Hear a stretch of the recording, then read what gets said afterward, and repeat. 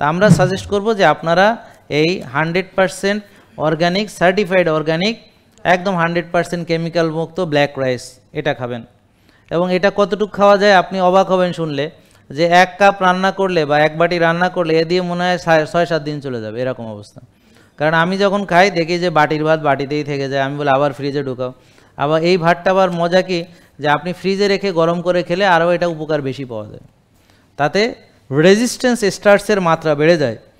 Resistance স্টার্চের মাত্রা বেড়ে গেলে তার সুগার পিকটা কম হবে, তার এই ভাতটার একটা অংশ তার চলে যাবে লার্জ গাটে এবং ব্যাকটেরিয়ারা এটা খাবে এবং সে এটা আমার চিনি হিসেবে ঢুকবে না, ব্যাকটেরিয়া এটা খেয়ে নেবে।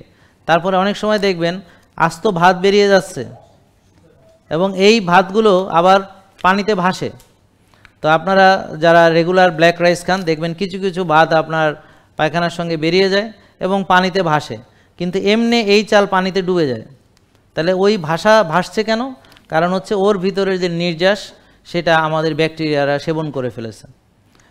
আর দেখবেন একটা হাতি যখন খায়, ওই যে বেল খায়, দেখবেন আস্ত বেলই বের হয় কিন্তু ভিতরে কিছু নাই, ঠিক আছে না?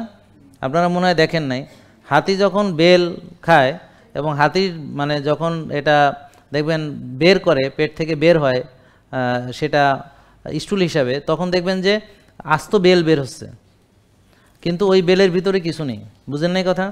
তো যাই হোক হরেবার, তো এটা হচ্ছে আমরা বোঝাতে চাচ্ছি যে এই যে ব্ল্যাক রাইসটা এটা হচ্ছে আপনার কেমিক্যাল ফ্রি, এখানে কোনো এটা আদিজাত কেমিক্যাল ফার্টিলাইজার কেমিক্যাল পেস্টিসাইড এগুলোর সংস্পর্শে আসেনি, কারণ তাহলে অর্গানিক সার্টিফিকেশন পাবে না।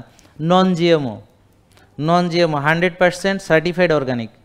তো এই মানেরটা দেখেন আপনি বাজারে এই মানের ব্ল্যাক রাইস আপনি পাবেন, এই মানের এবং এই দামের পাবেন। মনে রাখবেন যে কোনো ভালো জিনিস কোয়ালিটি হলে সেটার দামও সেরকম হবে।